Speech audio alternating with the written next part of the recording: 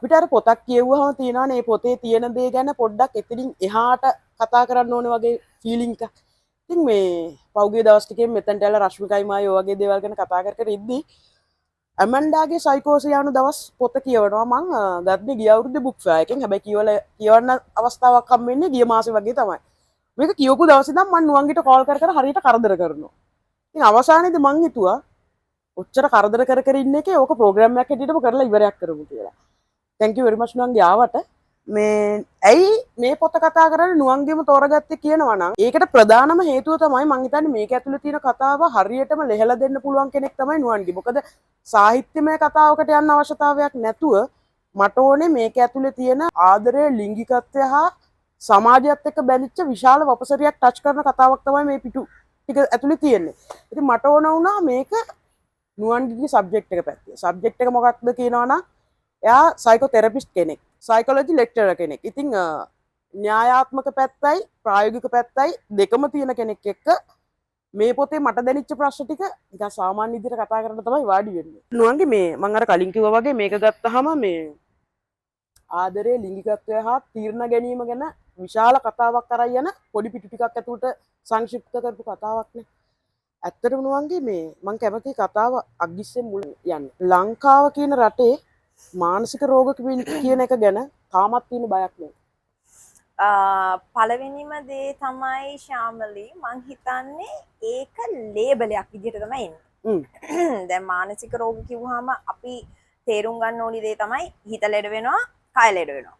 දැන් කය ලෙඩ වුණාම අපි පැන්ඩෝල් පෙත්තක් ගන්නවනේ. හැබැයි හිත ලෙඩ වුණාම ඒකට ගන්න ඕනි පැන්ඩෝල් පෙත්ත වෙනුවෙන් අපි ආත්ම ගානක් වැළපෙනවා.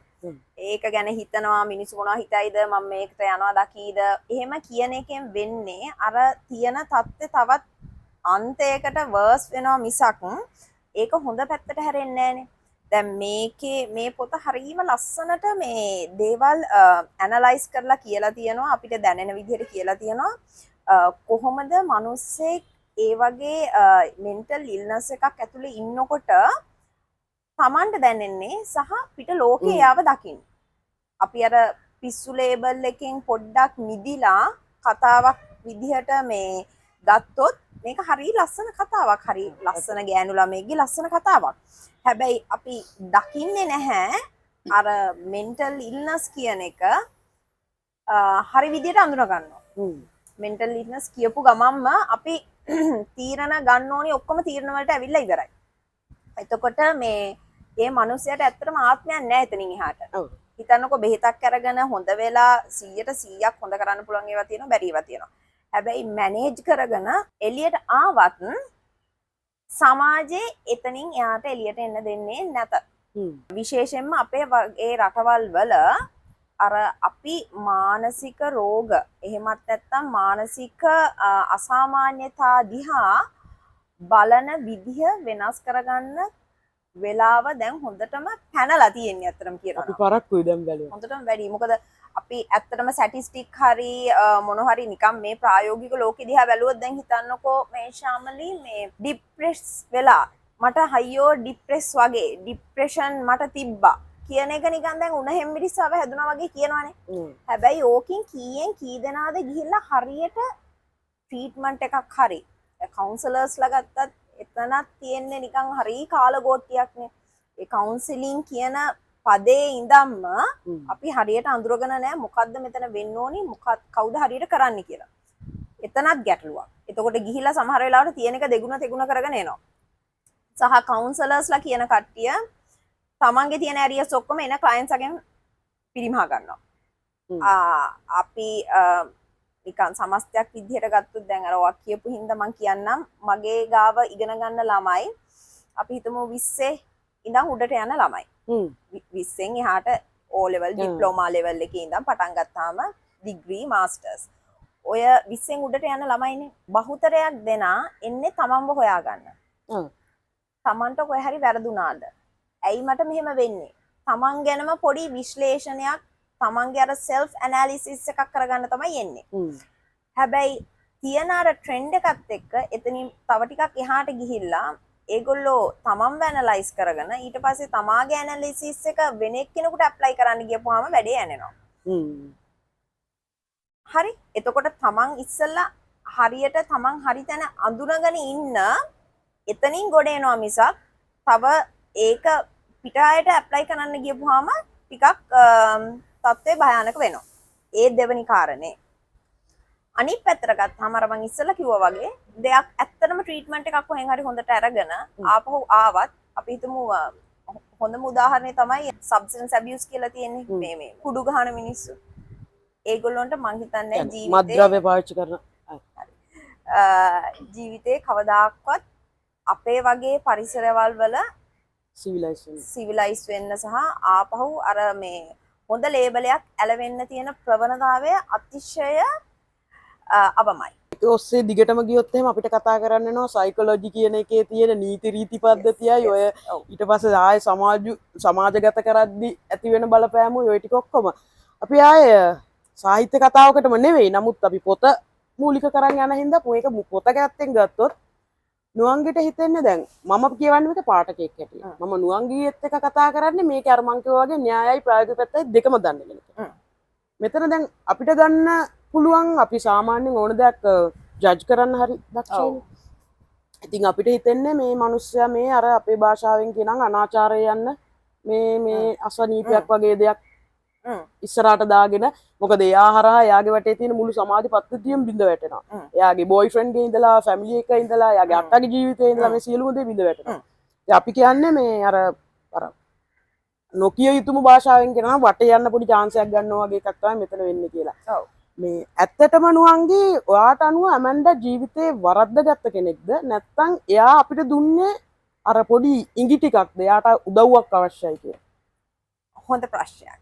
අපි දැන් හුඟක් වෙලාවට මානසික මොකක් හරි රෝගයක නමක් හරි අසාමාන්‍යතාවයක් හරි ඉස්සරහට දාගෙන තමන්ගේ මේ අසාමාන්‍ය චර්යාවක් සාධාරණීකරණය කරනවා නම් මිනිස්සු ඒකට බනින්නේ ඔය ශාමලි කිව්වා වගේම හරි මේ ලෙඩක නමක් ඉස්සරහට දාගෙන කරන්න ඕනි බලු වැඩ ටික ඔක්කොම කරනවා. හරි එහෙමත් නැත්නම් අපි හිතමු දැන් මේකේ අපි කතා කරන්නේ බයිපෝලා ගැන. හැබැයි අපි ડિප්‍රෙෂන් වගේ බොහොම සරල දෙයක් ගත්තොත් මෙයා මේ ඩිප්‍රෙෂන් කියාගෙන හැම දෙයකටම අඬනවා. ડિප්‍රෙෂන් කියාගෙන හැමදේම ඇටෙන්ෂන් ඉල්ලනවා. හරි නිකන් නොකර ඉන්න හේතුවක් හොදන්න. දැන් අර මම ඉස්සෙල්ලා කිව්වා වගේම අපි මේක දිහා බලන කෝණය වෙනස් කරගත්තේ නැත්නම් ඕක අපිට කවදාක්වත් හදාගන්න බෑ මේ සමාජ ක්‍රමය ඇතුළත. ඒ කියන්නේ දැන් අපි ඊළඟ ස්ටේජ් එකට යන්න ඕනේනේ. දැන් අපි හැමදාම මේකට බැන ඉඳලා හරියන්නේ නැහැ. තමන්ගේ කෙනෙක්ට හරි තමන්ට හරි හැදිච්ච දවසට විතරයි මේකේ ඔව් අර හිඟන්නගේ තුවාලේ දන්නේ ඒ අමාරුව හිඟන්න විතරනේ. ඒ වගේ තමන්ට වෙච්ච දවසකට විතරයි මේක ඇත්තටම මොකද්ද වෙන්නේ කියලා හිතන්න තේරෙන්නේ. දැන් අමණ්ඩා ගැන කතා කරාමත් ශාමලි කිව්වා වගේම අමණ්ඩා වඩේ යන බඩුවක්. හරි සාමාන්‍ය භාෂාව. හරිම සාමාන්‍යයි. හැබැයි මම මේ පොතේම තියෙන හරිම සිහි බුද්ධියෙන් වැඩ කරන බොහොම ලස්සන පවුලක් ඉන්න ජෙරාඩ්ගේ චරිතේන එක මේ සිතුවිල්ලක් කියවන්න. එතකොට හිතා ගන්න පුළුවන් මොකද්ද තියෙන මේ සාමාන්‍ය සහ අසාමාන්‍ය කියන මනසවල් දෙක ඇතුලේ තියෙන ගැප් එක. ඔය කියන දුරස් බව ඔය කියන තරම්ම දුරස්තද? හරි කොහෙද ඇත්තටම අපි ફોකස් කරන්න ඕනි තැන සහ අර ඔයා කිව්වා වගේ මේ මොන හරි අපිට කියන්න හදනවද වෙන භාෂාවකින් මේ අපිට සංඥා කරනවද කියලා මොහොතක් හිතන්න පුළුවන් තැනක් මම කියන්න.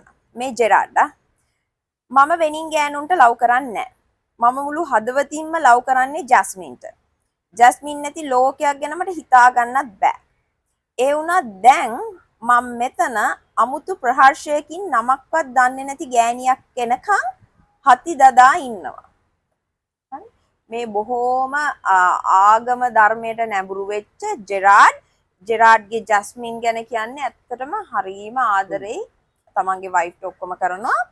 හැබැයි එක අන්තිම වාක්‍යය කියන්නේ අමුතු ප්‍රහර්ෂයකින් නමක්වත් දන්නේ නැති එනකන් එන ගෑණියෙක් ගැන හති දදා ඉන්නවා. දැන් හති දදා ඉන්නවා කියනකොට ඒකේ තියෙනවා මහා පුළුල් අර්ථයක්. එතකොට මානසිකව කායිකව මේ මිනිස්සයා මේ ගැහණියට කැප වෙලා.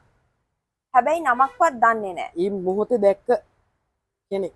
ඒ වෙලාවේ එතකොට හිතන්න ශාම්ලී දැන් මානසික කිසිම ව්‍යාකූලත්වයක් නැති මිනිස්සෙක්ට පුළුවන් නම් මේ වගේ අන්තයකට මේ තප්පර ගාණක් ඇතුළත යන්න මානසික ව්‍යාකූල තත්වයක් තියෙන ගැහණු කෙනෙක්ගෙන් ඔබ කුමක්ද බලාපොරොත්තු වෙන්නේ? ඒක ගැහණියක් වෙන්න පුළුවන්, පිරිමියෙක් වෙන්න පුළුවන්.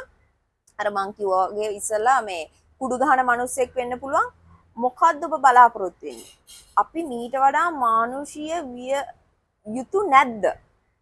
ඒ කියන්නේ අපිට අර නිකන් අමුතු ආතල් එකක් කික් එකක් එනවනේ. එයාට නම් සයිකෝ. හැබැයි අපි පර්ෆෙක්ට්.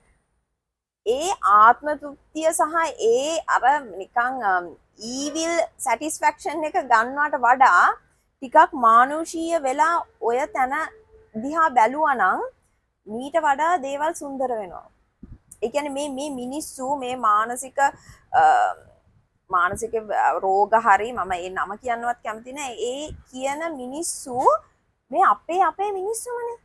අනිවාර්යයෙන්. අපි අතරම ඉන්න අපේම චරිත. ඔව් දැන් අපි ඕක අපිට වෙනකන් අපි හිතන්නේ නෑ මේක අපිට වෙයි කියලා. ඔයාලට තියෙන්නේ මොලයක් නම් මොලයක් ඇතුලේ තියෙනවා නම් ඔයා 100% එලිජිබල් මානසික රෝගයක් හැදෙන්න.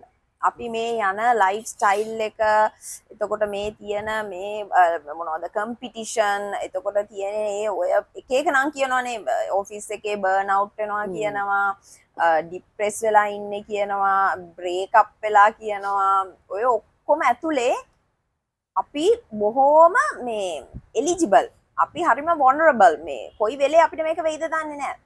ඉතින් ඔයිට වඩා මානුෂීය වෙලා මේ පොත හරීම මං දැක්ක ගමන් මේක ටිකක් කියාවගෙන යනකොටම මට හිතුනේ මේ කතුවරිය නදීකා බණ්ඩාර හරිම නිර්භීතයි. හරිම නිර්භීතයි වගේම මේ හරිම මේ කපටි. හරි සූක්ෂම විදිහට කියන්න ඕන දෙයක් තේරුම් ගන්නවා නම් යටිපෙළ කියවීමක් කරනවා නම් දැන් ඔයා ගත්ත කෑල්ල පවා ඒක අර කියන්නේ මේ දෙක අතර තියෙන වෙනසනේ. ඔයා ගත්ත එකෙන්ම කිව්වොත් අමන්ඩා ඒ වගේ තත්ත්වයක් ඉඳලා මේ වගේ පිස්සුවක් කෙලින්නත් මේ බොහෝම නිරෝගී වයිෆ්ට මං හවසට shopping එක යන්න එන්නම් කියලා හිටපු මිනිස්සයා කවදාවත් දැකලා නැති ගෑණික් පස්සේ යන්නයි. ඒ තප්පරේට ඒ වෙනස් වෙච්ච වෙනසයි මෙයා අපිට අමාර විදිහට ඒක දෙනවා හිතනවා නම් හිතා ගන්න පුළුවන් විදිහකට. ඒකට අර වාකු වගේ ඇත්තටම මේ නදීකා හරි බ්‍රේව් ස්ටෙප් එකක් අරන් වගේම එයා ඒක සබ්ජෙක්ට් එක ඇතුලේ එයා හොඳට අර පෙර වැඩ කරලා තියෙනවා හරියට ඒක බ්ලෙන්ඩ් කරගන්නවා. මෙතනින් මේ එහාත් මම ඔයාත් කතාවට බාධා කරනවා කියනවා. නෑ මේ මම කියන්න හැදුවේ හරිම නිර්භීතයි කියලා කියන්නේ ශාමලි එයා මේ බයිපෝලා විතරක් නෙමෙයිනේ. දැන් මේ එක අතිශය මේ ටිකක් දරුණු ගණේ මූඩ් ඩිසෝඩර් එකක් ගැන තමයි අපි කතා කරන්නේ. කියන්නේ දැන් අනිත් එක මූඩ් ස්විංග්ස් එහෙම නැත්නම් මූඩ්ස් එහෙට මෙහෙට අනේක අතිශය සාමාන්‍යයිනේ ශාමලි. හිතන්නකෝ දැන් උදේ විනාඩි 45කට වඩා කලින් හිටපු මම නෙමෙයි මේ දැන් ඉන්නේ. හරි ඒක අතිශය සාමාන්‍යයි. අපේ මූඩ්ස් කියන එකට බලපෑම් කරන්න පුළුවන් මේ ඔයාගේ වටපිටාවේ ඉන්න මිනිස්සුන්ගේ ඉඳන් වටපිටාවේ තියෙන පරිසරයේ ඉඳන් ට්‍රැෆික් එක වෙනකන් ඔයාගේ මූඩ් එකට හිරිහැර කරන්න පුළුවන් දේවල් තමයි තියෙන පරිසරයක තමයි අපි ඉන්නේ. ඉතින් එතකොට මේ මූඩ් ඩිසෝඩර්ස් ඔය බයිපෝලා ඇතුළුව තව හුඟක් ඒවා තියෙනවා. ඒ බයිපෝලා විතරක් තනි කරන්නේ නැතුව එයා බොහොම නිර්භීත සහ සූක්ෂම ලෙස OCD එතකොට obsessive compulsive disorder කියන එක එතකොට ADHD චුටි බබාලාගේ අපි දකින්න එකක් සහ නිකන් අතරින් පතර මිනිස්සු ડિප්‍රෙස් වෙලා ඉන්න හැටි මිනිස්සු අර බර්න් අවුට් වෙන හැටි එක පාට බ්ලාස්ට් වෙලා යන හැටි නිකන් ස්පර්ශ කරන්න පුළුවන් සියුම් තැන් හැම තැනින්ම හරිම නිර්භීත විදිහට මේ පොතට ඇතුල් කරලා තියෙනවා. මේ ඒක මට නම් ඇත්තටම හිතා ගන්නවත් බෑ මේ ශාමලී. කියන්නේ අපි බලාපොරොත්තු වෙන්නේ හිතන්නකො එක පොතකින් එක තේමාවක්නේ. මේකේ හිතා ගන්න බැරි විදිහට තේමා හුඟකට හරිම ලස්සනට බ්ලෙන්ඩ් වෙලා යන විදිහට ස්පර්ශ කරලා තියෙනවා. දැන් නදීකා එයා කරන වැඩේ හරියටම දැනගෙන කරලා තියෙනවා. ඒ කියන්නේ දැන් අපි කතාවක් නව කතාවක් කියවන් ඇති චරිත ගොඩනැගීමක් කියලා තියෙනවා. ඒකට අපි දකින්නේ භෞතික චරිතයක්. ඒකට ආවේනික ලක්ෂණ ටිකක් අපිට දෙනවා තමයි. නමුත් ඇත්තටම අර වාට වගේ මේක කතාව පුරාම එයා කතා කරන්නේ එයාට හම්බෙන හැම චරිතකම තියෙන අර මානසික පැත්ත තමයි හැම තැනින්ම කතා කරන්නේ. දැන් ඔක අර අංක දාලා තියෙනනේ නම්බර 33 නම්බර 22 වගේ අංක තියෙනවා. එතකොට ඒ පිරිමින්ගේ හදිස්සි හැසිරීම වෙනස් වීම එක පාරටම අර රාක්ෂෙක් වගේ දැන් සෙක්ස් කියන එකේදී උනත් ඒ වගේ ඇක්ටිව් වෙන එක සහ ආපහු එයා අපි බියර් එකක් බොමුද අපි සිගරට් එකක් බොමුද කියලා එයා ගැන පොඩි අර එයා ගැන හිතන පැත්තක් එන එක. සහ මේ අපි දැන් බයිපෝලා කියන එක ගැන කතා කරපු හින්දා ඇත්තටම මේ නුවන්ගේ ඔය කියන විදිහට බයිපෝලා කියන්නේ වගේ අතිශය මේ ලිංගික අවශ්‍යතා දැනෙන එතකොට අර ත්‍රාසජනක අත්දැකීම් ලබන්න ආස හිතන ඒ වගේ තත්ත්වයක් ඇත්තටම ඕක ඇතුළේ තියෙනවා. ඔව්නේ. දැන් ඔය ලක්ෂණ ගැන අර මේක මේ සාහිත්‍යමය සංවාදයක් හින්දා මම වැඩිපුර ඒ අන්තයට යන්නේ නැතු ඉන්නම්. හැබැයි මම කැමතිව වැඩිපුර ඒ අන්තයට යනවනේ. මේ හැබැයි මිනිස්සු ආසන මිනිසුන්ට මම හිතන්නේ බෝරින් වෙයි. එකම දේ නිකන් ඒ ලක්ෂණවල අපිට දැන් බලන්නකො ශාමලී දැන් අපි දෙන්නත් ඒක ගැනම කතා කරන්නේ මෙච්චර ලක්ෂණ තියෙදි බයිපෝලර් වල අපිට තියෙන පොඩි එරියස් එකක්. මොකද අපේ මේ සමාජය තුල ඒ කතිකාවත් වලට නෑ කිසිම මේ අවකාශයක්. හරි? ඉතින් එතකොට අපි ලද සැනින් ඒවා කතා කරන්න යනවා. හැබැයි මේ ළමයාගේ මේ චරිතේ ඉන්න අමණ්ඩගේ තියෙන්නේ ඒක විතරක් නෙමෙයි. එයාට දැන් ඔය ඕකේ බොහොම සරලව කිව්වොත් මේනියක් එකක් තියෙනවා, හයිපර්මේනියක් එකක් තියෙනවා, ඊළඟට ડિප්‍රෙෂන් එකක් තියෙනවා. මෙහෙම ස්ටේජස් තුනක්, moods තුනක් තියෙනවා. එතකොට ඒ හයිප් එකේදී එයාට එනවා මාර එනර්ජි එකක්. එතකොට මේ එනර්ජි එක වැය කරන්න ඕනි. ඉතින් සෙක්ස් කියන එක, සෙක්ෂුවල් ඉන්ටර්කෝර්ස් කියන එක ක්‍රමයක් විතරයි. හැබැයි ඒ එක්කම එයා කරන තව වැඩ තියෙනවා. එයා නිකන් පිස්සුවෙන් වගේ හැමතැනම යනවා. එයා ඒ කියන්නේ අපි හිතමු මිනිහෙක් ඇඩ්වෙන්චර් ට්‍රැවලින් වගේ ඒවා ගත්තොත් වැටෙන්නේ ওই ගණේට. සෙක්ෂුවල් එකක්. එතකොට ඒ සෙක්ෂුවල් එකේදී තමන්ව රිලීස් කරන්න ගන්න තීරණයේදී තමයි අර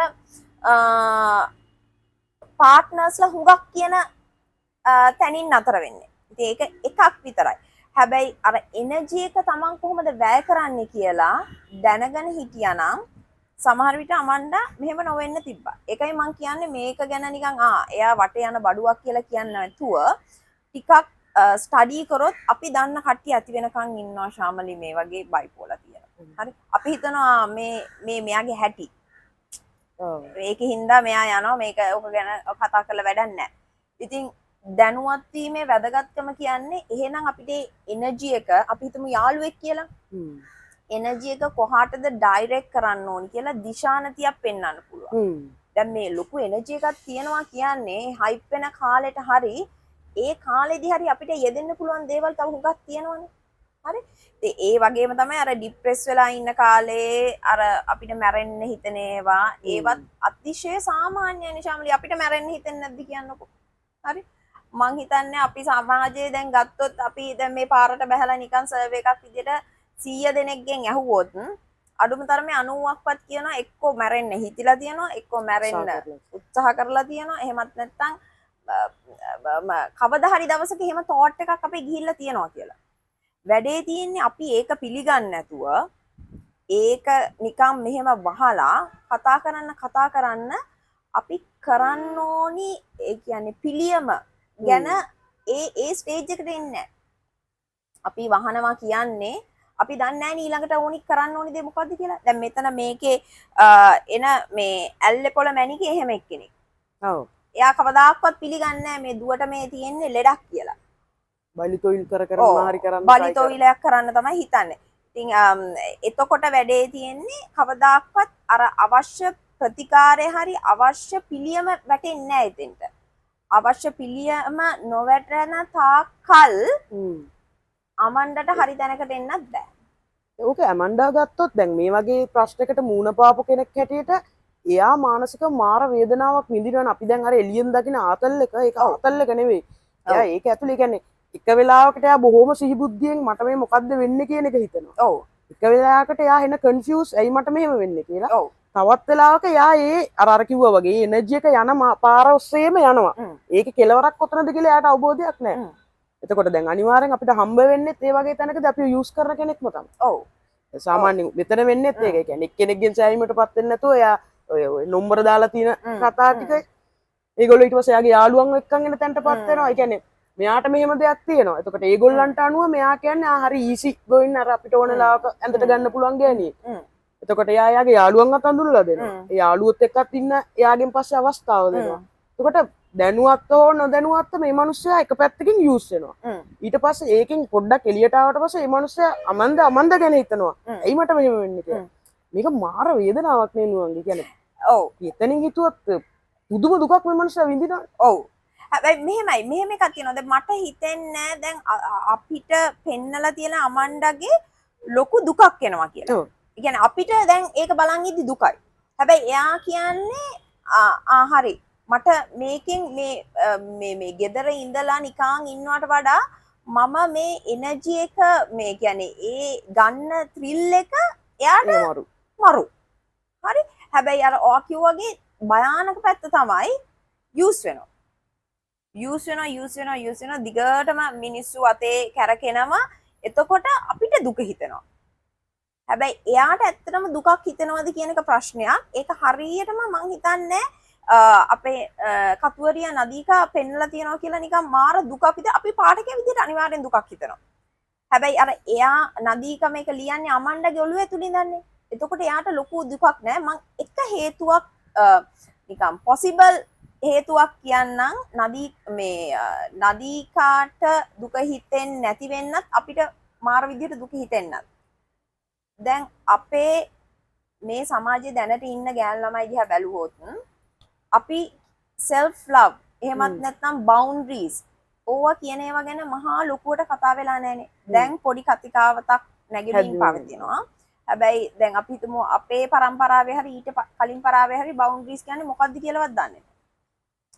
boundaries ගැන හරි විදිහට ලොකුවට ප්ලාන් කරලා තිබ්බනම් ඔළුවේ අමණ්ඩා ඔච්චර තමන්ව යූස් වෙන්න දෙන්නේ නැති වෙයි කියලා මට හිතෙනවා.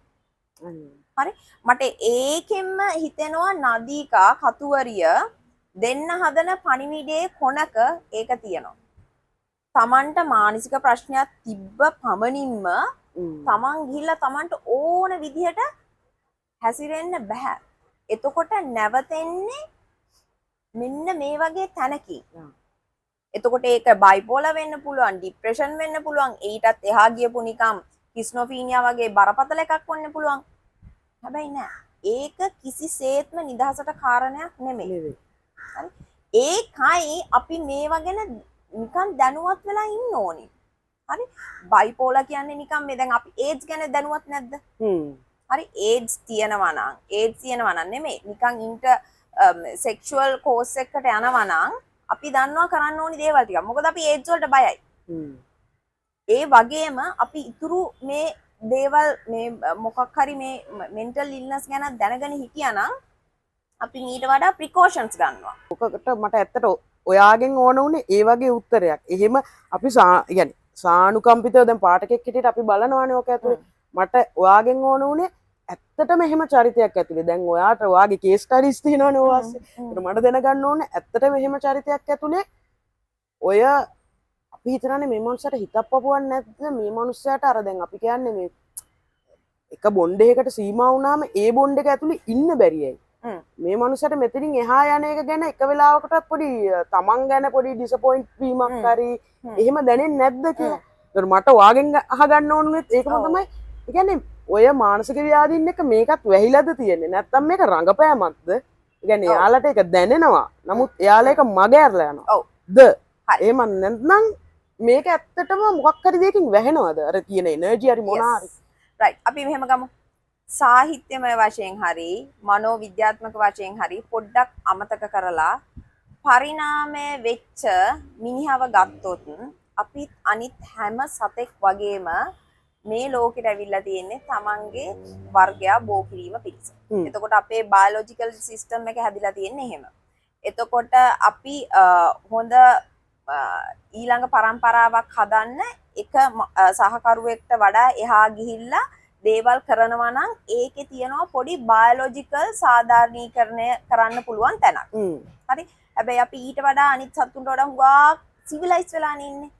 අපි බොහෝම දැන් අවුරුදු ශතවර්ෂ ගානක් තිස්සේ සිවිලයිස් වෙලා මේ සිවිලයිස් ෆ්‍රේම් එකක අපි ඉන්නේ.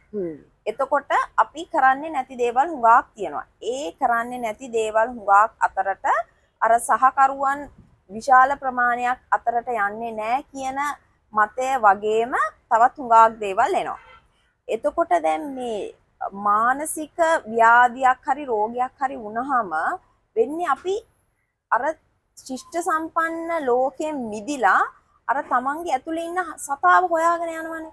සතාව එළියට එනවා එහෙමත් නැත්තම් කිව්වොත්. එතකොට අපිට අපේ සිතුවිලි වල තියෙන කන්ට්‍රෝල් එක නැති වෙලා යනවා. මම මේ දෙන්න යන්නේ මේ වටේ යන එකට නිදහසට කාරණයක් නෙමෙයි. හැබැයි මොකද්ද ඇතුලේ ඇත්තටම වෙන්නේ? අර ඇතුලේ ඉන්න සතා එළියට එනවා. එතකොට බොහොම අමාරුයි කෙනෙකුට පිටින් උදව්වක් නැතුව තමන්ට විතරක් කන්ට්‍රෝල් කරගන්න.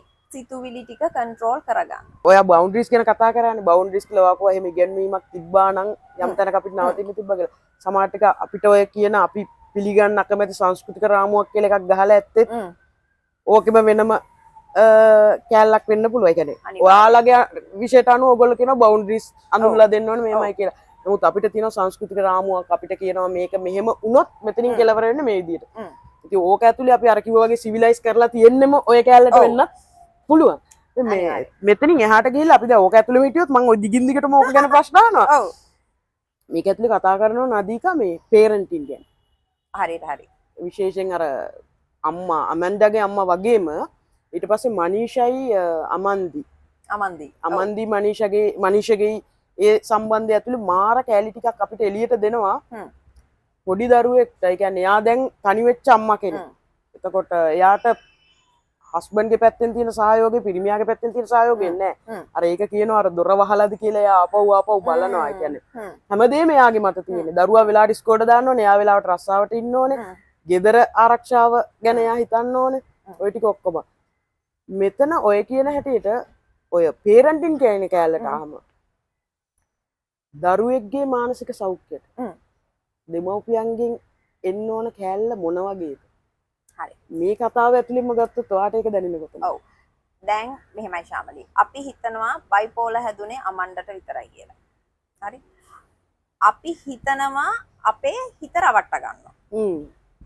හැබැයි අමන්නට බයිපෝලර් හැදුනහම ඒක අර වටේ ඉන්න සමස්ත පද්ධතියටම බලපානවා. එතකොට අපි කෙනෙක් හිතනවා නම් දැන් අර අමණ්ඩගේ සොහොයුරිය තමයි අමන්දි. අමන්දි අර කිව්වා වගේ සිංගල් පේරන්ට් කෙනෙක්. දැන් මේ කාලේ යන ට්‍රෙන්ඩ් එකක් තමයි සිංගල් පේරන්ටින්. හරිම ට්‍රෙන්ඩින්, හරිම පොෂ්, හරිම හොට්, නිකම් ෆුල් හැපනින්. හරි. මාර වව්. වව්. මොකද සිංගල් පේරන්ට් නම් වව් ෆැක්ට් එකක්. හැබැයි අපි නොදකින සහ ඈත තියෙන කොන්සිකවන්ස් එක තමයි ඒ ඉපදෙන ළමයි. හරි. ඕක වව් ෆැක්ට් එකක් ළමයි නැති තාක්කල්. ඒ පැත්තෙම තමයි දැන් මම නොකියාම බැරි එකක් තමයි ශාමල හිතන්නකෝ ඩොමෙස්ටික් වයලන්ට් හරි සෙක්ෂුවල් ඇබියුස් හරි තියෙන මැරේජ් එකක ඉන්නවට වඩා ළමයි හුඟක් සේෆ් සිංගල් පේරන්ට් කෙනෙක් එක්ක ඉන්න එක. ඒක ඒ ෆැක්ට් එක හැමම තමයි. හැබැයි ඒ එක්කම සිංගල් පේරන්ටින් කියන එකත් එක්කම ඈඳිලා එන තව කොම්ප්ලිකේටඩ් සිටුේෂන්ස් ටිකක් තියෙනවා කියලා දැනගෙන අපි අඩිය තියන්න ඕනි සිංගල් පේරන්ටින් හරි ඒ කියන මේ සිටුේෂන් වලට. එතකොට අර ඔයා කිව්වා වගේ ඒ අමන්දි පස්සේ කාලෙක OCD තත්ත්වයට එනවා. මොකද too much on plate. දැන් අපි හිතන්නකො ළමෙක් හදනවා කියන කාරණේදී අපිට ගැහණියෙක් වීම මත ගැහණියක්ට විතරක් ළමෙක් හදන්න බෑනේ බයොලොජිකලි මං කියන්නේ. හරි. අපි හිතමු හරි ස්පර්ම් බැංක් එකකින් හරි කොහෙන් හරි අරගෙන හදන ක්‍රම තියෙනවා. හරි. හැබැයි ආපහු අපි වර නේචර් එකට තල්ලු කරන තැනක් තමයි මේ පේරන්ටින් කියන තැන. අම්මෙකුට අම්මා සහ තාත්තා දෙන්නම ඉන්න ඕනි ඒ ළමයට බැලන්ස් මේ චයිල්ඩ්හුඩ් එකක් එනවනම්. දැන් මට හම්බෙන ළමයි ගත්තාම මට හම්බෙන්නේ අවුරුදු 20 ගණන් වල මං කිව්වා වගේ. එතකොට අර චයිල්ඩ්හුඩ් එකේ මොන හරි issues hari ඒ complicated situation වලින් ඇවිල්ලා survive වෙලා මොන හරි ඔක්කොම කාගෙන ඇවිල්ලා 20 ගණන් වල adults වෙනකොට ඒ adulthood එකේදී වෙන personality damages මම අනන්තවත් දැකලා තියෙනවා. ඒවා ආයෙ ගිහිල්ලා undo කරන්න බෑ. හරි? එතකොට අපි දැනගන්න ඕනි අර single parenting මේ risk එක ගන්නකොටම ඒ එක්ක එන තවත් ලොකු risk තියෙනවා. මේ මෙතන මේ ලස්සන්ට කියන්නේ OCD කතාව එක්කම මම කියන්න ඕනි එයාගේ නංගිගේ හස්බන්ඩ් නෙමෙයි ෆියොන්සේ එක්කම ගිහිල්ලා නිදා ගන්න තැනක් තියෙනවා. හැබැයි නිදා ගන්න එක කරන්නේ කිසිම ආධ්‍යාත්මික බැඳීමකින් තොරව. නිකම් මේ වෙන වැඩකට යන ගමන් එක පාට අර බයොලොජිකල් නීඩ් එකක් ඇවිල්ලා එතන ඒ යම් කිසි සෙක්ෂුවල් ඉන්ටර්කෝස් එකක් වෙනවා සහ ඒකෙන් එයාව ගැප් ගන්නවා. ඊට පස්සේ එයාට ඔප්ෂන් එකක් නැහැ ඒක දිගේම දුවනවා මිසක්. එතකොට සමහර තැන්වලදී අපි අර රිස්ක් එක කියලා මම කියන්නේ ඒ රිස්ක් එක ගත්තට පස්සේ තමන්ගේ ජීවිතේ තවදුරටත් තමන්ගේ නොවන තැන් හම්බ වෙන්න පුළුවන්. මොකද අපිට බයොලොජිකල් නීඩ්ස් එනවා. එතකොට ඒවා පිරිමහ ගන්න හරි ක්‍රම තියෙන්න ඕනි නිවැරදි ක්‍රම. සහ ළමයින්ට ඊට පස්සේ අර ගැප් එක තාත්තා පියා කියන අනිත් එක මනීෂ කියන්නේ බොයි කෙනෙක්. එතකොට පිරිමි දරුවෙකුට කොච්චර කරත් අර අම්මගෙන් හම්බෙන රැකවරණය වගේම තාත්තගෙන් හම්බ වෙන්න ඕනි බෑකප්ස් ටිකක් තියෙනවා.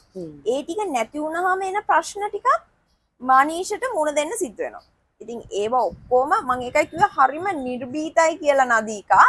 හරිම ලස්සන්ට ගලපනවා අමන්ඩගේ එක බයිපෝලා කියන මානසික ව්‍යාකූලතාවත් එක්ක දිගට කොහොමද ඉතුරු කට්ටියට ඒකෙන් ඉන්න ජීවිත ටිකට වෙන බලපෑම සහ ඒ තෙරපීම එකිනෙකා උඩ එකිනෙකා තෙරපෙනවා.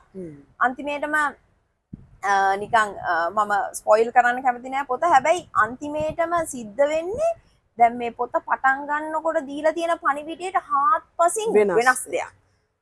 හරිම මේ මොකක්ද ඒකට කියන්නේ හරිම අහම්බයක් නේ. ඒක කිසිදාක අපි හිතන්නේ නැති දෙයකින් වෙනවා සහ ඇත්ත ලෝකේ අපිට අනන්තවත් එහෙම දේවල් වෙනවා. පොත ඇතුලේ නුවන්ගේ අමන්ඩගේ චරිතය වගේම තමයි නිලූකගේ චරිතෙත් ප්‍රබල චරිතයක් එන්නේ. ඒ චරිතේ මතුවෙන්නේ බොහොම සීමිත ප්‍රමාණයක විතරයි පොත ඇතුලේ. හැබැයි නිලූකගේ ඇතුළේ තර නදීකාගේ දක්ෂතාවය නදීකා උපරිම පාවිච්චි කරනවා යම් අපිට සමාජ දිරිදා හම්බෙන චරිත ලක්ෂණ මතු කරලා දෙන්න. ඊට නිලූක කියන්නේ අපි දැන් කියනවානේ මේ පොතේම එක තැනක කියනවා යාළුවෙක් කියන්න කෙනාට අතීතයක් තියෙන්න ඕනේ. තමන්ගේ ජීවිතේ කොහෙන් හරි අතීතේ බැඳීමකින් තමයි යාළුවා කියන දේ ඇති වෙන්නේ කියලා. දැන් ඕක ප්‍රේම සම්බන්ධතාවයකටත් ඕක එක විදිහකට බලපාන. නමුත් ඇමන්ඩගේ නිලුකගේ සම්බන්ධය පටන් ගන්න මේ ස්ටේෂන් එකක ඉඳලා එයා දැකලා අහම්බෙන් තමයි මේ සම්බන්ධය පටන් ගන්නේ. කොහෙන් ආව කෙල්ලෙක්ද කොහොමද කින්දමන්ද මුකුත් නැතුව පළවෙනි දවසේ ඉඳලා මේ දෙන්න ඒ සම්බන්ධය පටන් ගන්නවා. මේ ඒ වගේම තමයි නිලුක එතනින් පස්සේ අමන්දිත් එක්ක බැඳෙන බැඳීම. මේක ගැන ඔයාගේ පැත්තෙන් ඔයාට දෙන්න තියෙනවා කියන්න තියෙනවා. මට නිලූකව සම්පූර්ණයෙන්ම පේන්නේ ශාමලි අර අපේ එනවා සයිකොලොජි වල sunk cost fallacy කියලා එකක්. ඒක පොඩි concept එකක්. ඒක මම නිකන් සරලව කියන්නම්. මේක හරිම normal. අපි හිතමු දෙන්නෙක් අතර තියෙන සම්බන්ධයකට මම මේක දාලා කියන්නම්.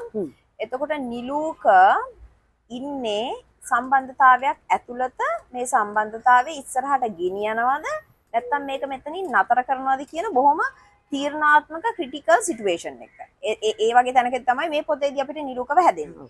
හැබැයි ඔයාර කිව්වා වගේ හැම මිනිස්සෙකුටම තියෙනවා සම්බන්ධතාවයක් ඇතුළතදී මුලින්ම පටන් ගන්නකොට සම්බන්ධතාවය අපි යනවනේ නිකන් අර ලව් බොම්බින් ෆේස් එක හරිම නිකන් සනීකර හනිමූන් ෆේස් එකක් නේක හරිම ආදරණීයයි කෑවත් ලස්සනයි බිව්වත් ලස්සනයි ඉඳගත්තත් ආකර්ශනීයයි ඒක ඕනම දෙයක් කරත් මාරයි ඒක හරි රෙඩ් ෆ්ලැග්ස් දෙපැත්තේ පොඩ නිකන් ලෙල දුන්නත් අපි ඒවා ගණන් ගන්න නැතුව දිග්ගටම මේක ඇදගෙන යනවා දිගටම ඇදගෙන යන්න පුළුවන් මාසයක් දෙකක් හයක් උනත් සාමාන්‍ය ඒක කරගෙන යන්න පුළුවන් තැනක් එනවා හැබැයි එක පොයින්ට් එකකදී අපි වැටෙනවා තැනකට නෑ මේ වැඩේ හරියන්නේ නෑ මේක මට සෙට් වෙන්නේ නැහැ. මට අර රෙඩ් ෆ්ලෑග් වෙනදට වඩා ටිකක් දීප්තිමත්ව ලෙල දෙනවා පේනවා. එතකොට ඇතුලේ තියෙන වොයිස් එකක් කියනවා නෑ මේක නම් හරියන්නේ නෑ පුතේ. මේක දැන් මෙතනින් නතර කරගන්න වෙලාව හරි.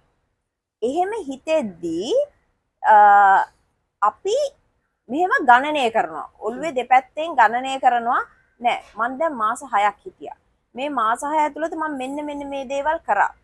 එතකොට අපි මෙයාට දීපු කොස්ට් එකක් ගැන අපි ගණන් හදනවා. එතකොට සංක් කොස්ට් එකක් කියලා කියන්නේ මේ දැන් කොස්ට් එක ගිලිලා ඉවරයි අත්‍තරම. එතකොට ඒ කොස්ට් එක ගැන හිතමින් දැන් මේ කොස්ට් එකක් කියලා කියන්නේ මිල මුදල් නෙමෙයි. තමන්ගේ හැඟීම්, තමන්ගේ කාලය, තමන්ගේ ඉස්සරහා බලාපොරොත්තු ෆියුචර් ප්ලෑන්ස් මෙයත් එක්ක කරා. හරි වෙලා නැහැ. හැබැයි ප්ලෑන් එක තියෙනවා. ඒ ඔක්කොම ගැන හිතලා මෙයා තීරණයක් ගන්නවා නෑ මම මේකට තව මාස 6ක් දීලා බලනවා. ඊට පස්සේ මාස 6ේදී නෑ මම තව දුරටත් මේක තව මාස 6ක් දෙනවා. ඔහොම දිගටම ඇදගෙන යනවා. ඒක තමයි මට තනිකරම නිලූකගෙන් පේන්නේ. නිලූක මාර try එකක් දන්නවා මේක ගොඩ දාගන්න. හැබැයි ගොඩ දාගන්න ගිහිල්ලා එක තැනකදී නිකන් අහම්බේකින් වෙන පොයින්ට් එකකදී එයාට ඩිසර්විං නැති මං කිව්වොත් මීට වඩා මාර එකක් එයාට කරගන්න පුළුවන් කියලා හරි. එහෙම කොල්ලෙක් නිකන් ඊට වඩා හුඟක් ලෝ එක්ස්පෙක්ටේෂන් තැනක නතර වෙනවා. මොකද ඒ ළමයා හැමතිස්සෙම කල්පනා කරේ මාර විදිහට මට කොස්ට් එකක් ගිහිල්ලා තියෙනවා. ඒකට එයාගේ ඔටෝමැටිකලි එයාගේ ඔළුවෙන් එයාව නිකන් පල්ලෙහාට දාගෙන ඉවරයි. එතකොට අන්තිමේටම අමුතු තැනකින් නතර වෙනවා. ඒක අපි ප්‍රේක්ෂකයාට බාර දෙමු කියව ගන්න. ඉතින් ආයෙත් අර නදීකා නිකන් ඇඩ්වෙන්චර් එකක් කරලා නිකන් මාර වැඩක් කරලා තියෙනවා එතනත්. ඒ අර මනෝවිද්‍යාත්මක කන්සෙප්ට් එකක් නිකන් gediya පිටින්ම අතිශය සුන්දර විදිහට නිලූකගෙන් මෙහෙම ලේඅවුට් කරලා තියෙනවා.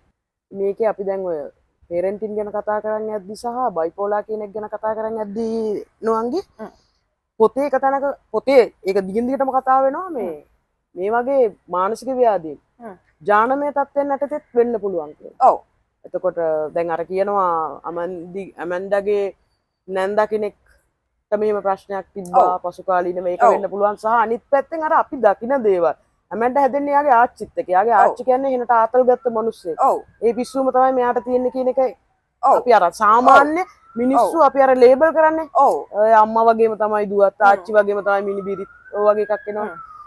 එතනට එනවා මේ ඕගොල්ලන්ගේ සබ්ජෙක්ට් එකට අහු වෙන තැන ඇතුලේ ඕගොල්ලොත් පිළිගන්නවද ජානමය තත්ත්වය කියන එක? ඔව් ඉතින් ජානමය තත්ත්වය කියන එක ඇත්තටම රිසර්ච් වලින් ඔප්පු කරලා තියෙන එකක් මම ශාමලී. හැබැයි එකම දේ ඒ ජානමය තත්ත්වය අර ඔයා කියන වගේ පවුලෙන් එනවා කියන එක අපි දකින කෝණය. හරි. දැන් අපි හිතමු දැන් මම මේකේ ලස්සන කෑල්ලක් ගන්නම්. ඔය කියපු දෙයටම අදාළ ඇමන්ඩාගේ අම්මා එක තැනකදී තීරණය කරනවා මේ අමන්ඩට යකෙක් වැහිලා තියෙන්නේ. ඒකින්ද තමයි මේ විදිහට හැසිරෙන්නේ, මේ විදිහට වෙන්නේ, මේ මගුලක් තියෙද්දි මගුල දාලා දුවන්නේ කියලා. එතකොට වෙන කතා බහක් තියෙනවා හරිම ලස්සන. මම ඒක කියන්නම් මෙහෙම. පිස්සු දාම්මේ තොවිල් නටන්න මමා නංගිට වැහිලා කියලාද ඔය කියන්නේ? මමා විනෝදයෙන් හිටපු කෙනෙක්. ඔයා මොකට පෙරේතෙක් වෙනවද? දැන් හොඳ තැනක ඉපදිලත් ඇති. එතකොට අම්මා කියනවා කවුද දන්නේ මම අමන්ඩාගේ ඇඟට වැහිලා එයාගේ විනෝද ගන්නවද කියලා. දැන් මේ අමන්ඩාගේ අම්මා කතා කරන්නේ එයාගේ අම්මා ගැන. හරි. එතකොට එයා දන්නවා මේ අමන්ඩාගේ අම්මා, ඒ කියන්නේ ආච්චි විනෝදෙන් හිටපු කෙනෙක්. හරි. බොහොම ලස්සනට හිටපු කෙනෙක්. ඉතින් එහෙ මැරිලා ඉන්න කෙනෙකුටවත් ඉන්න දෙන්නේ නැතුව, ඒ කියන්නේ එයා ගත්ත විනෝදේ මොකක් හරි අපි හිතමු දැන් ඔය විනෝදෙන් හිටියා කියලා මට මෙතනදී කියන්න පුළුවන් ඒ මිනිස්සයා හොඳම අර මයින්ඩ්ෆුල් විදියට ඉන්නේ නැති. ඒ වෙලාවට ඒ ජීවිතේ එන්ජොයි කරලා ඉන්නේ නැති. හැබැයි දැන් අමන්ඩාගේ අම්මට එහෙම තත්ත්වයක් නැහැනේ. මල කරදරයක් වෙලා තියෙන්නේ. එක දුවක් සිංගල් පේරන්ට් කෙනෙක්, අනිත් දුව මේ මගුල දාලා දුවලා යනවා. ඉතින් ඒ තියෙන ස්ට්‍රෙස් එකත් එක්ක මෙයා හොයාගෙන යනවා නිකන් අනවශ්‍ය විදිහට නොපෙනෙන බලවේගත් එක්ක. ඇත්තටම පේනතෙක් මානක මේ විසඳුමක් නැහැ. හැබැයි එයාගේ ප්‍රෙෂර් එක රිලීස් කරගන්න මේ තැන් අල්ලා ගන්නවා. දැන් අද කාලේ බැලුවත් ශාමලී තියෙන්නේ සම්පූර්ණයෙන් ඕකනේ. දැන් යන්නකො නක්ෂත්‍ර කෙනෙක් ගාවට හරි ඔය කියන ගුරුන්නාංශ කෙනෙක් ගාවට හරි අපිට කියලා දෙන්නේ ජීවත් වෙන විදිය. ඒකටම ඈඳ ගන්නවා මේ මොකක් හරි තරු ටිකක් හරි ග්‍රහලෝක ටිකක් හරි මට නදීකත් කතාව ඇතුලේ තරු ග්‍රහලෝක හරි ලස්සනට මට පුදුමත් හිතෙන එළියල තියෙනවා. ලස්සනයි. සමහර වෙලාවට මම බාධා කළාට මට ඒක නොකිය බැරි වුණා. නෑ මම ඒකට මම මෙහෙම එකතු කරන්න මෙහෙම කැල්ලක්. මං ගියේ කොරතර ගුරුන්නාංශ කෙනෙක් ගාවට. නංගි ගියපු දවසේම තමයි රාහු කේතු මාරු වෙලා තියෙන්නේ. කේතු ගිහින් තියෙන්නේ ධනු රාශියට. සෙනසුරු ඉන්නවලු ඒකේ 2017 ඉඳන්. රාහු මිථුනේ ඉන්නේ ඒකත් හොඳ නැල්ලු. ඔළුවේ මායාවල් වලින් ඇත්ත වසම් වෙලා යන්න පුළුවන්ලු. වෙන්න යන එක පෙනිපෙනීලු කරදරේ වැටෙන්නේ. දැන් මේ ඔක්කොම අර මේ ග්‍රහයන්ගේ ගණනය කිරීම කැල්කියුලේෂන් ඇතුලේ අන්තිම නිගමනයට එන්නේ වෙන්න යන එක පෙනිපෙනීලු කරදරේ වැටෙන්නේ. ඉතින් ඕකට මේකට පත්වෙච්ච පවුලක කෙනෙක්ට මේක හරිම ලොජිකල්. ඔව්. ඊට පස්සේ යාර ගෙදර එන එකත් අම්මට දැන් විශ්වාසය හරියටම හරි. ඔව්. ගෙදර ආවනේ. කියපු වෙලාවට ගෙදර ආවා. ඔව්. නමුත් අපි කතාව කියවන්නේ යද්දී අපි දන්නවා ඇයි මේ මනුස්සයා ගෙදර ආවේ කියලා. හරියට හරි. දැන් ඔතන ওই නක්ෂත්‍රය හරි අපි හිතමු ආගම හරි ඒ මම අර ඉස්සෙල්ලත් කිව්වා වගේ ශාමලී මේ මෙතන මේ අපි ශිෂ්ටාචාරයේ මුලම මේ මගේ පෞද්ගලික අදහස ආගම වේවා සාරධර්ම වේවා සංස්කෘතිය බලවේග ඇත්දැලි ඔක්කොම කරන්නේ අපි වර ශිෂ්ටාචාර සම්පන්න කොටු ඇතුලේ තියාගන්න. හරි. අද කාලේ වෙනකොට අපිට ඒකට විද්‍යාව තියෙනවා, නීති පද්ධතීන් තියෙනවා, එතකොට වෙන අපේ ව්‍යවස්ථාව වගේ ඉන්ස්ටිටියුට්ස් තියෙනවා. ඒක හරිම මේ ට්‍රාන්ස්පේරන්ට්. දෘශ්‍යමානයි. හැබැයි අරවා හරිම අදෘශ්‍යමානයි. ඉතින් මං ආයෙත් කියන්නේ දැන් නම් කාලේ හරි. දැන් කාලේ හරි අපි ඊළඟ ස්ටෙප් එකට යන්න ඕනි. ඉතින් මේ නරකක් කියනවා නෙමෙයි නක්ෂත්‍රය හරි මේවට හරි. හැබැයි ඒ අර මිලියන ට්‍රිලියන ඈත තියෙන ග්‍රහලෝකයක් කොහොමද තීරණය කරන්නේ අපි අද කොහෙද යන්නේ කියලා. ඒක හරිම විහිළුවක්නේ. ඒක ටිකක් හිතලා බැලුවොත් දැන් මේ අමන්දගේ කතාවේ කරන්නෙම මේ අපේ කතුවරිය ඒක. ග්‍රහලෝකේ යන මේ ඇන්ගල්ස් ටික කියනවා ඊට පස්සේ අමන්ද කරන එක කියනවා. ආයෙ ග්‍රහලෝකේ යන විදිය කියනවා අමන්ද කරන ටික කියනවා. ඒකේ තියෙන පරස්පර විරෝධී බව සහ ඒකේ තියෙන දුරස්ත බව අපිට සැරින් සැරේ හැම ඡේදෙම පරිච්ඡේදයක් ගානේ අපිට මතක් කරලා දෙනවා. ඉතින් ඒකයි මම කියන්නේ මේක හරිම නිකන් ඇස් ඇරවන කතන්දරයක්. ඕකට ක්‍රිස්තියානි ආගමේ යම් යම් මූල ධර්ම ටිකුත් ආඳනවා ඒ අතරේ. ක්‍රිස්තියානි ආගම, බුද්ධ ආගම කිසිම ආගම් ભેදයකින් තොරව මුස්ලිම් ආගමක් තියෙනවා. අපරාධ කියන්න බෑ. ඒක ගැන වෙනම පරිච්ඡේදයක් කතා කරන්න ඕන. ඒක මම අර කියපු කතාවටම මේ ඌණ පූර්ණයක් තමයි මේ නදීකා කරන්නේ මං හිතන්නේ. ආගම් කියන්නේ හරිම ලස්සන මේ සොයා ගැනීමක්.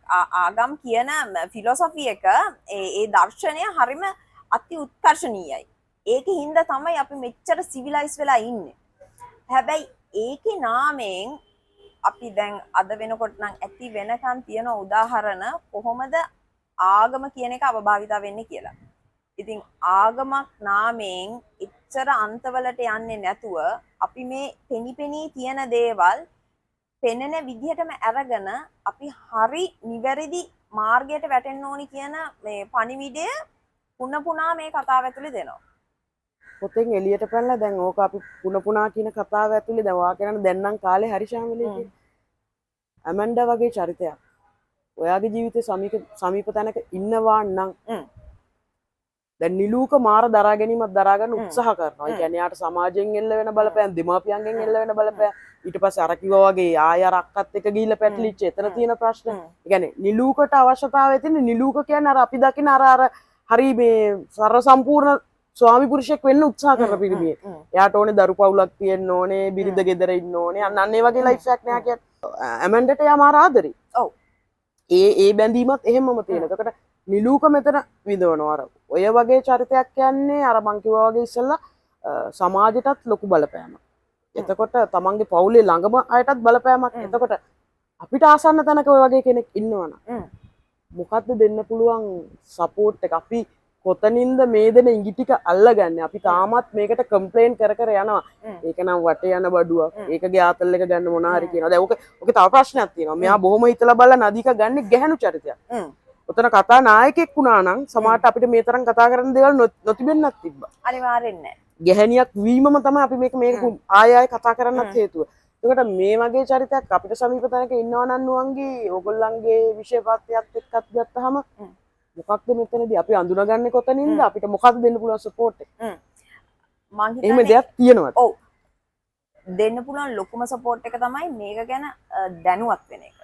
ඒ කියන්නේ ලෙඩක් තියෙනවා. ලෙඩේ ගැන දැනගන්නවා. අපි හිතමු ඕක කවුන්සිලින් වලත් එක ස්ටේජ් එකක් තියෙනවා සයිකෝ එඩියුකේෂන් කියලා. වෙන මොනවාක්වත් නෙමෙයි අපි මේ ස්ටඩි කරනවා මේ ලෙඩේ ගැන. ලෙඩේ හැදෙන්නේ කොහොමද? ලෙඩේ හැදුනහම හැසිරෙන්නේ කොහොමද? එතකොට වෙන්න පුළුවන් දේවල් මොනවද? එතකොට වටේ කට්ටිය කරන්න ඕනි දේවල් මොනවද?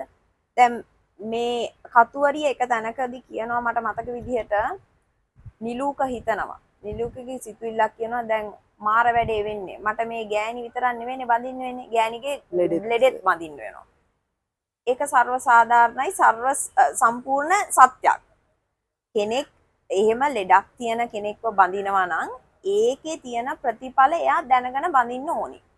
එහෙම බඳින්න සහ එහෙම කැපකිරීමක් කරන්න Taman සූදානම් නැත්නම් වෙන ඉතුරු පරිබාහිර සාධක අපි හිතමු මිල මුදල් වෙන්න පුළුවන් රැකී ආරක්ෂා මොන හරි වෙන්න පුළුවන් නැත්නම් කුලමල හේතුවක් වෙන්න පුළුවන් පෞල් පසුබිම් වෙන්න පුළුවන් බඳින්න එපා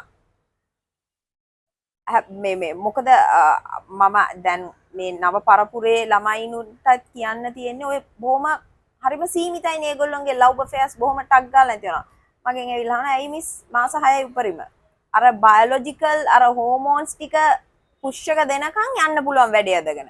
එතනින් එහාට අර ආධ්‍යාත්මිකව බැඳෙන කෑල්ලක් නැහැ.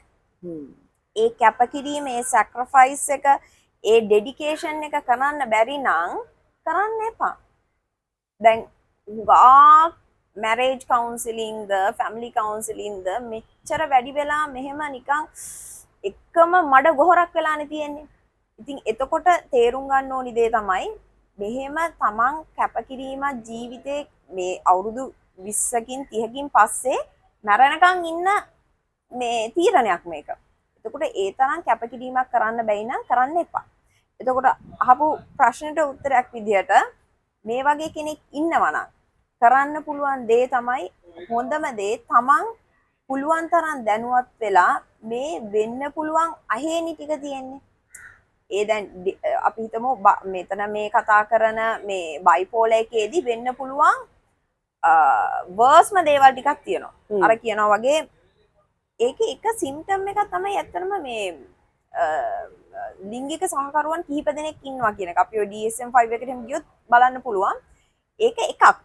ඒක අවහිර කරගෙන ඒක මැඩපවත්වාගෙන ඉන්නවා කියන එක ලොකු ජයග්‍රහණයක්. හැබැයි ඒකට තනියෙන් කරන්න බෑ. කරන්න පුළුවන් අර වාගේ අපි දන්නවා නම් වෙන කෙනෙක්ට මේක වෙනවා කියලා අන්න එතන තමයි තමන් ඉස්සරහට ගිහිල්ලා එයාවත් මේවා කරගෙන දැන් මෙයා ඇමන්ඩගේ බලන්නකෝ මේ ශාමලි බෑග්ග්‍රවුන්ඩ් එක ගත්තාම එයාව නවත්ත ගන්න කෙනෙක් නැහනේ. එයාට ඔහේ ගිහිල්ලා ඉන්න පුළුවන්. ඒකල අර ඔක්කොම නිකන් පොලිසියට යන තැනට වර්ස් වුණාම තමයි හැමෝම ඉදිරිපත් වෙන්නේ. ඒකෙදිත් ඉදිරිපත් වෙන්නේ නැති අය ඉන්නවා. ඔව්. හැබැයි එහෙම අර අපි අර ඉස්සර කතා කරන සමාජිකයන් දැන් මේක මාර මොඩර්න් ලයිෆ් කියනවා සමාජිකමනේ මාරයි කියනවා අපාර්ට්මන්ට් වල ඉන්නේ කියනවා ඒ අපාර්ට්මන්ට් වල ඉන්න එකේ කොස්ට් එක තමයි මේ මගේ නිදහස කියනවා මගේ ස්පේස් එක කියනවා ඔව් ඒ නිදහස් ස්පේස් එකේ ගිහිල්ලා නවතින්නේ ඔන්න ඔතන ලයිට් කණුවක් ගාව වැටිලා ඉන්නවා මොකද දැන් මම හිතන්නේ ශාමලි මේ මානසික ව්‍යාධීන් කියන ඒවා මේ අදීයේ එකපාරට පහළ වුණා කියලා. අපි පොඩ්ඩක් හිස්ටරි එක රිසර්ච් කරලා බැලුවොත් ඕවන් අර මීඩයිවල් ඊරා එකේ ඉඳන් තියෙනවා මේ මොලේ මේ හිස් කබල ග්‍රිල් කරලා මේ භූතයන්ට එළියට යන්න ආරම්භ දෙන ක්‍රම ඒවා ඔක්කොම කරා ඒ කාලේ ඉඳන්. හැබැයි ඒ කාලේ තිබ්බා මෙහෙම ලොකු නෙට්වර්ක් එකක්. මිනිස්සු සෝෂලි හොඳට බැඳිලා හිටියේ. මං කියන්නේ ඒ කාලේ මාරයි දැන් වැඩක් නැහැ කියලා. හැබැයි ඒ කාලේ තිබ්බ සපෝට් සිස්ටම් එක අපිට දැන් නැහැ. අපි ඉන්නේ තනියෙන්. අර මං කිව්වේ දැන් අර ඉස්සල්ලා ඔය බවුන්ඩරිස් කියලා වගේ වචනයක් කිව්වහම ඒකේ ගන්නේ හරිම නරක තැනින්. බවුන්ඩරිස් කියන්නේ මොකෙකුටවත් බල්ලෙකුටවත් මගේ ජීවිතේට එන්න දෙන්නේ නැහැ කියලා. එහෙම නෙමෙයි. බවුන්ඩරිස් කියන එකේ තියෙනවා එක එක ලෙවල්ස්. කොයි ලෙවල් එකටද කොයි එක්කෙනාට දෙන්නේ. අපි හිතමු දැන් අපේ හස්බන්ඩ් හරි වයිෆ් හරි නම් එයාගේ බවුන්ඩරි එක නෙමෙයි තියෙන්නේ තමන්ගේ යාළුවට තියෙන බවුන්ඩරි එක. ඒ දෙකේ ගැප් එකක් තියෙනවා. ඉතින් අර කරන්නම් වාලේ එන්නම් වාලේ ඔක්කොම මේ වැළඳ ගන්න නැතුව අවබෝධයෙන් වැළඳ ගන්න ඕනේ. අර බවුන්ඩරිස් සහ ඔය කිව්වහම අර වාකුව වගේ තියෙන ට්‍රෙන්ඩ්ස් ටික ඔක්කොම අප්ලයි කරගන්න ගියාම තමයි ඔය විනාශකින් කෙලවර වෙන්නේ. දැන් අමන්ඩගේ ජීවිතය ගත්තොත් අවසානෙත් බලමු අර පොත ඉවර වෙන්නේ වෙනමම තැනකින් කියන්නේ. එයා බැලුවාම හොඳක් කරලා තවත් පවුලකට හොඳක් කරලා මොකද ඒ සිදුවෙන අනිත් පැත්ත සිදුවෙන සිදුවීම කිසිම විදියකට මේ ඉන්න එක චරිතයකටත් නවත්තන්න බැරි දෙයක්. ඔව්. ඒක අනිවාර්යෙන් සිද්ධ වුණා ඒ විදියට. නමුත් එයාගේ එක්ක හිටපු එක චරිතයකට හරි එයා යහපතකුත් කරලා නමුත් එතනින් එහා පැත්තට ඇමන්ඩගේ ජීවිතය ගත්තොත් එයා අන්ත අසරණ තැනක ඉන්නේ. එයාට ඒක තේරෙනවද නොතේරෙනවද කියන එක නෙවෙයි මෙතන ප්‍රශ්නේ. එයා අන්ත අසරණ තැනක ඉන්නේ සහ තවදුරටත් ප්‍රතිපාර නොලැබුවොත් එතනින් එහාට සමාජයට සිද්ධ වෙන්න තියෙන හානියක් බොහොම ප්‍රබලයි. අර ඔයා කිව්ව කෑල්ලම තමයි අන්‍යෝන්‍ය සබඳතා කියන එක ගොඩක් වෙලාට බිඳිලා තියෙනවා. මොකද එහෙම වුණා නම් දැන් යාළුවාගේ ගෙදර ගිහින් හිටියත් යාළුවක් දන්නේ නැහැ මෙයා එන්නේ කොහෙන්ද යන්නේ කොහෙද ඊරා හිටියේ කොහෙද කායක්ද යන්නේ කියලා. වජිරගෙන් ගිහින් ආනවා. වජිර කියන්නේ යාගේ එක්ස් බෝයිෆ්‍රෙන්ඩ්. මිනිහා අර හරි නිවිච්ච විදියට හිටියට අර ආයේ නදීකගේ දක්ෂතාවය එතන දිනනවා.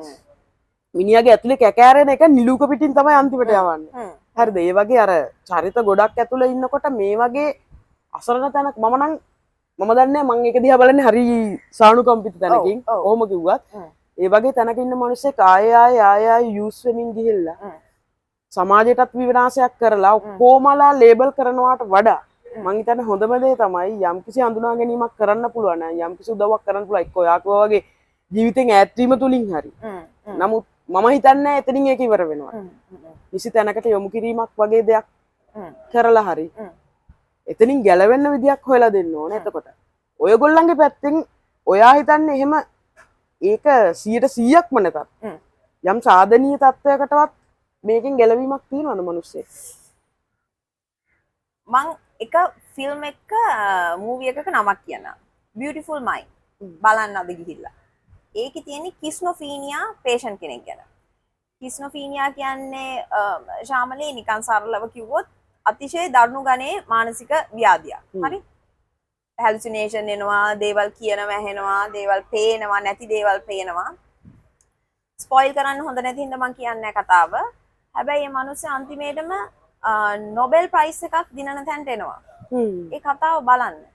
ඒ කතාවේ තියෙනවා කොච්චර ලස්සනට තමන්ගේ අත තදින් අල්ලගත්ත මිනිස්සු කණ්ඩායමක් එයාගේ වටේ ඉන්නවද කියලා. ඉතින් අර තනි වෙන්න ඇරලා ඒක තනි වෙන්න අරිනවා කියන එකත් ශාමලී මට හිතෙන හරිම අතිශය ආත්මාර්ථකාමී හැඟීමක් නේ. ඔය හිතන්නකෝ මොකක් හරි තමන්ගේ පිටට වගකීමක් එනකොට මිනිස්සු ඒක කරාරින්න කියන වචන දෙක තුනක් තියෙනවා. එයාගේ කර්මය. ඒ ගෑනිට පිස්සු. ඒ මිනිහට මොංගල්. ඔය මිනිහගේ කුලේ හොඳ නැහැ. ඒ වගේ ඔය වචන සෙට් එකක් හදාගෙන ඉන්නවා තමන්ගේ අර මානුෂීය මෙහෙයුමෙන් කරාරින්න මිනිස්සු ලේසියට හදාගත්ත දේවල් ටික. දැන් කර්මයක් එහෙම කිව්වම හරි ලේසියිනේ. හිතන්නකො මේ කොහෙන් තියෙන දෙයක්ද කොහෙන් ගෙනල්ලා පෙන්නන්නද? ඔව් මොනවත්වත් නෑ හරි ලේසියි. එතකොට තමන්ගේ හිතටත් ලේසියි. ලොකුම දේ ඒක. තමන්ගේ හිත රවට්ට ගන්නවා මට මේ මනුස්සය වෙනුවෙන් කිසිම දෙයක් කරන්න බෑ. ඕක වෙන්න තියෙන දෙයක්. ඒවා හරිම ප්‍රාථමික නිදහසට කාරණා. හැබැයි ඊට එහා ගිහිල්ලා දේවල් අන්‍යෝන්‍ය අවබෝධයෙන් කරන මිනිස්සු දිහා බලන්න. ඒ මිනිස්සු කවදාක්වත් ඒගොල්ලෝගේ account එකට ඕවා දාන්නේ නෑනේ. කවුරුවත් එහෙම හිතට අරන් කරන මිනිස්සු මෙහෙම මේ පෙරලා බේරලා ගත්තොත් ඒගොල්ලොන්ගේ vocabulary එකේ ওই වචන නැහැ. ඒගොල්ලෝ ඒක ගන්නවා පුළුවන් තරම කරනවා. they are doing their best. ඉතුරු ටික හරි. ඒක Tamanට බාරයි. දැන් ඔයා ඔය කියපු අමන්දාගේ අන්තිම තැන කතා කරොත් මම අවම ලෙස ස්පොයිල් කරන්න නැතුව කියන්නම්. එයා අන්තිමේටම ඒ කරන සැක්‍රිෆයිස් එක මට පෞද්ගලිකව කරන්න බෑ. අපි බහුතරයකට කරන්න බෑ. සහ ඒක කරලා ඉවර වෙලත් එයා ඉන්නේ ඒක ගැන බොහොම පහන් සිතුවිල්ලකින්. ඔව්. ද්වේෂයක් මේම එකක් නෑ. සෙකන්ඩ් තෝට් එකක් නැහැ. ඒක හරි. ඒක මට මගේ තියෙන මොකක් හරි එකක් හින්දා මේ දේ වුණා. මේ දේ වුණ එක මගේ ලේ තියෙන මේ සහෝදරීට වෙච්ච එක හොඳයි. කියලා එයා හිත හදා ගන්නවා. සහ ඒකේ තියෙන හරිම මේ නිකන් අර වක්‍රාකාරයෙන් කියන දේ තමයි දැන් මෙහෙම මොකක් හරි ලෙඩක් හැදුනොත් මේ වගේ දේවල් අපි දරාගෙන ඉන්න ඕනි. නෑ එහෙම දරාගෙන ඉන්න ඕනේ නෑ. ඒ වගේ මිනිස්සු ඒකයි මං කිව්ව අර මූවි එක බැලුවොත් ඔයාලට තේරෙයි කොච්චර මුළු ලෝකෙම ජය ගන්න පුළුවන් මිනිස්සු ඉන්නවා. සමහර වෙලාවට ශාමිනී අපිට වඩා මාර පට්ට කැරක්ටර්ස් ඒගොල්ලෝ. දැන් මේකම ඇතුලේ තියෙනවානේ. එයා නිකන් ඉන්න දැන් හොඳට උගත් ගෑන ළමෙක්. එයා කියනවා අන්තූරියම් ටිකක් හරි වවාන තැනකට එනවා. සහ ඒ කරන දේ ඇතුලේ එක තැනකට ඉන්න බැරි ප්‍රශ්න හැරුණුකොට එයාට හොඳ අදහස් තියෙන දෙයක් කරන්න පුළුවන් මෙහෙමයි කියලා. ඔව්. සහ ඔය ඕකෙම දැන් මෙතන මේ කතුවරිය ටච් කරලා තියෙන හින්දා ADHD පැත්තට මම පොඩ්ඩක් කතා කරන්න. ඒකෙදි ඒ ළමයා අපේ මේ යන සිස්ටම් এডুকেෂන් සිස්ටම් එකෙන් වෙනස් ළමෙක් මිසක් ඒ ළමයා මේ අදක්ෂ ළමෙක් නෙවෙයි. අපි මේ චරිත ඕනාවටත් වඩා තියෙන ලෝකේ මේ ඊටාම ප්‍රබල ලෙස දේවල් කරපු හැබැයි අර සම්මත අධ්‍යාපන ක්‍රමයෙන් එළියට ගිහිල්ලා. අපේ තියෙන්නේ ශාමලි හිතන්නකෝ මේ මොකද්ද අර මාළුවෙකුයි අලියෙකුයි ජිරාෆ් කෙනෙකුයි රිලවෙකුයි ඔක්කොම දාලා දැන් ගහ උඩ නැගපන් කියන අධ්‍යාපන ක්‍රමයන්නේ. හැමෝටම මේව කරන්න බෑ. ඒ වගේම තමයි ඒ කියන්නේ අනිත් එක මෙන්ටල් ඉල්නස් කියන ඒවා අතිශය සාමාන්‍යයි මේ ශාමලි. ඒ කියන්නේ අපි ඒක මේ ලේබලයක් ගැහුවේ නැත්තම් හිතන්නකෝ ඒ අතිශය සාමාන්‍ය අපි එදිනෙදා ජීවිතේ යන දේවල් මේ ඒවත් එක්ක ඒවා කොහොමද නිකන් ප්‍රොඩක්ටිව් විදිහට දාගන්න ඕනි කියන එක විතරයි අපි ඉගෙන ගන්න ඕනේ. අපි දැන් සාහිත්‍ය කතාවක් කරන්න නැහැ කිව්වට අන්තිමට බලලා අපි සාහිත්‍ය කතාවකටත් ගියා මේ ඔක්කොම එක. මේ කතාවේ අවසානයකට ආවොත් නුවන්ගේ ඇත්තට මේ කතා කරලා ඉවර කරන්න පුළුවන් ඒ කියන්නේ මේක මාතෘකාවක් ඔස්සේ අපි යන උගත් දුර. කොහොම හරි කතාවේ අවසානයකට ආවොත් ඇමන්ඩා ගැන ඔයාට හිතෙන අන්තිම දේ කියන්න කිව්වොත් මොකද කියන්නේ? හරි. අපි මෙහෙම ගමු. අපි හරි ආසයි මිනිස්සුන්ව ජජ් කරන්න. එතකොට මේ වගේ බයිපෝලා කියලා නමක් දාගෙනම පටන් ගත්තොත් අපි සම්පූර්ණයෙන් ඒ ළමයාගේ ලේබල් කරලා ඉවරයි. හැබැයි මම එයාගේ එක සිතුවිල්ලක් කියවන්නම්. එතකොට ඔබ තීරණය කරන්න මොකද්ද අමන්ඩගේ අපේයි තියෙන වෙනස කියලා. මෙයා මේක හිතන්නේ ඇත්තටම හුඟක් එයාව හයිප් වෙලා ඉන්න වෙලාවක එයාට එළියට බහැලා දුවන්න හිතෙන වෙලාවක එයා හිතනවා මට මේ වෙලාවේ ඕනි ජීවිතය වගේම නොවන ජීවිතයක්. ඒක ජීවිතයට ගොඩාක් සමීප වෙන්න හොඳ නැහැ. නියම වචනේ නම් සමීප වෙන්නම හොඳ නැහැ. අපි හැමතිස්සෙම දුවන්නේ අපේ ජීවිතයේ තියෙද්දි අපේ නොවන ජීවිතයක් හොයාගෙන යන්න. අපි මේ ස්ට්‍රෙස් එක කියලා කියන්නේ අපේ මේ දකින ෆැන්ටසියයි අපේ යථාර්ථයයි අතර ගැප් එක. මේක දැන් රැට් රේස් එකක් වගේ නොනවතින රේස් එකක් වෙලා ඉවරයි.